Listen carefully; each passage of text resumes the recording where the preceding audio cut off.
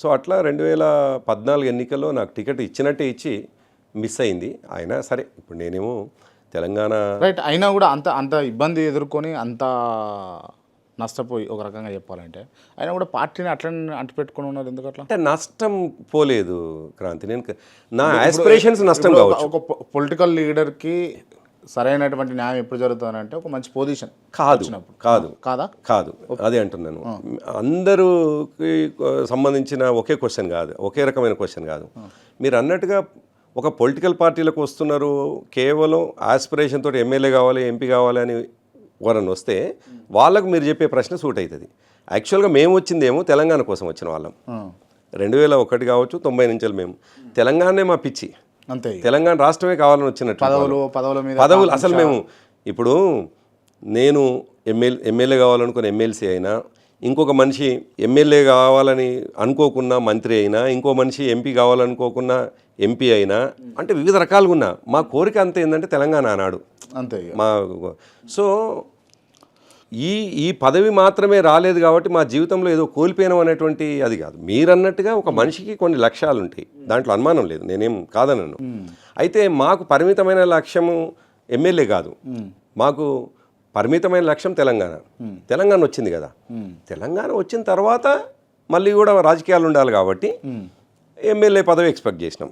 MLA దానికోసం అది రానంత మాత్రం అదే జీవితకాలపు తీవ్రమైనటువంటి. అంటే ఈ ప్రశ్న ఎందుకు అడుగుతున్నా అంటే నేను మిమ్మల్ని, అంటే మీ అండర్లో పనిచేసిన వాళ్ళు లేకపోతే మీతో పాటు పనిచేసిన వాళ్ళు ఎమ్మెల్యేలుగా మంత్రులుగా అయిన వాళ్ళు కూడా ఉన్నారు. అటువంటిది మీకు ఇంకా అంటే సముచితంగా న్యాయం జరిగింది పొలిటికల్గా బీఆర్ఎస్ పార్టీ నుంచి టీఆర్ఎస్ పార్టీ నుంచి అని నేను భావిస్తలేను, అందుకోసం అడుగుతాను. అంటే మీరు అన్నట్టుగా నా అండరు అని కానీ నేను రాష్ట్ర యువజన విభాగానికి అధ్యక్షుడుగాను, యూత్ వింగ్ స్టేట్ ప్రెసిడెంట్గా ఉన్నాను మూమెంట్లో. కేసీఆర్ గారు పార్టీ ప్రెసిడెంట్ ఉంటే నేనేమో యూత్ వింగ్ ప్రెసిడెంట్. దాదాపు 2007 వరకు ఉన్నాను క్రాంతి, 2001 నుండి 7 వరకు. సహజంగానే నేను ఆ పొజిషన్లో ఉన్నాను కాబట్టి అనేక మంది నాతో పాటు కలిసి పనిచేస్తారు. డెఫినెట్గా వాళ్ళు నాకంటే ఇంకా గొప్ప క్వాలిటీస్ ఉండవచ్చు, కానీ నాకు అవకాశం వచ్చినటువంటి సందర్భంలో నా నాయకత్వంలో అంటే యువజన విభాగం అనేటువంటి నా నాయకత్వంలో పనిచేస్తారు. అట్లా చాలామంది జెడ్పీ చైర్మన్లు అయినారు, ఎమ్మెల్యేలు అయినారు, మంత్రులు కూడా. మంత్రులు అంటే నా కమిటీలో పనిచేసిన వాళ్ళు మంత్రులు కాలేదు. గమ్మత్ ఏంటంటే ఇప్పుడు ఉన్నటువంటి రాష్ట్ర ముఖ్యమంత్రి Revanth Reddy Mahabubnagar district youth wing secretary ఉండే, ఆయన నా కమిటీలనే ఉండే ఆయన. సో మనము పనిచేస్తున్నటువంటి క్రమంలో వాళ్ళకు వచ్చినటువంటి అవకాశాలు అవి. ఆ తర్వాత వాళ్ళకున్నటువంటి స్కిల్స్తో, వాళ్ళకున్నటువంటి ఎబిలిటీస్తో, వాళ్ళకున్నటువంటి దాంతో ఇంకా పైకి వెళ్ళిపోవచ్చు. నేను అదే అంటున్నా. అంటే మీ టీంలో పనిచేసినటువంటి వ్యక్తి అయినటువంటి యనమల రేవంత్ రెడ్డి గారు ఇలా చీఫ్ మినిస్టర్గా ఉన్నారు తెలంగాణకి, కానీ కర్నయ్య ప్రభాకర్ గారు మాత్రం ఇంకో మంచి స్థాయిలో అంటే ఓ మంత్రి కాలేకపోయారు అయితే ఉంటుంది కదా. నిజంగా మీరు అన్నట్టుగా ఆయనే ఒక రోజు అన్నాడు. నేను ఒక టీవీ ఛానల్లో వెంకటకృష్ణ అని ఒక సీనియర్ జర్నలిస్ట్ ఉంటారు, ఆయన ఇంటర్వ్యూ అంటే ఆయనది టీవీ డిస్కషన్ ఉంటుంది.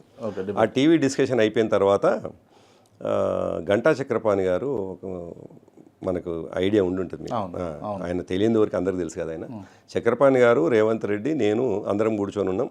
రేవంత్ రెడ్డి ఆయనే ప్రత్యేకంగా ఆనాడు ఎమ్మెల్యే అయిన 2014 రెండోసారి ఎమ్మెల్యే అయిన ఆయనే గుర్తు చేస్తున్నాడు, అన్న నీ కమిటీలో నేను డిస్టిక్ యూత్ వింగ్లో సెక్రటరీగా పనిచేసినాను, 2 సార్లు ఎమ్మెల్యే అయినా నీకేమీ అవకాశం రాకపోయాయి కదా అని ఆయన్నే ప్రస్తావిస్తే గంట చక్రపాణి గారు అక్కడ ఉండే కొద్దిగా ఆశ్చర్యపోయిన ఆయన, అయ్యో మీ కమిటీలో పనిచేసిండా అంటే. సరే అట్లా చాలామందికి అవకాశాలు, ఎందుకంటే నేను వ్యక్తిగా గొప్ప కాదు అది, నేను ఉన్నటువంటి పదవి ఆనాడు రాష్ట్ర యువజన విభాగానికి అధ్యక్షుడు ఉంటి. నా కమిటీలో పనిచేసిన వాళ్ళు చాలామంది మీరు అన్నట్టుగా నాకంటే కూడా ముందు వరుసలో చాలామంది ఉండవచ్చు. బాధ అనిపిస్తుంది అంటే అట్లుండదు క్రాంతి, నేను అదే అంటున్నాను, మళ్ళీ ఒకసారి అదే గుర్తు చేస్తున్నా. బాధ అనిపించే కంటే కూడా నా మెయిన్ ఇప్పుడు రేవంత్ రెడ్డి గారి లక్ష్యము, ఆయన నాకు బాగా గుర్తున్నది 2005లో మా పార్టీ ఆఫీస్ ముందు లాస్ట్గా ఆయన నాతోటే కొద్దిగా హార్ష్గా డిస్కస్ చేసి వెళ్ళిపోయినాడు. మా పార్టీ ఆఫీస్ నిర్మాణం అవుతున్నది, ఆయన జెడ్పీటీసీ టికెట్ ఏదో ఎక్స్పెక్ట్ చేసినాడు. ఆనాడు పార్టీ మీద నేను ఆఫీస్ నిర్మాణం జరుగుతున్నటువంటి సందర్భంలో అక్కడ నిలబడి ఉన్నాను నేను. మేమే దాన్ని ఆల్మోస్ట్ మా సుదర్శన్ రావు గారేమో పార్టీ ఆఫీస్ నిర్మాణం ఉంటుండే, ఆయనకు సహకారంగా మేము ఒక 4-5 ఉంటుండే వాళ్ళం.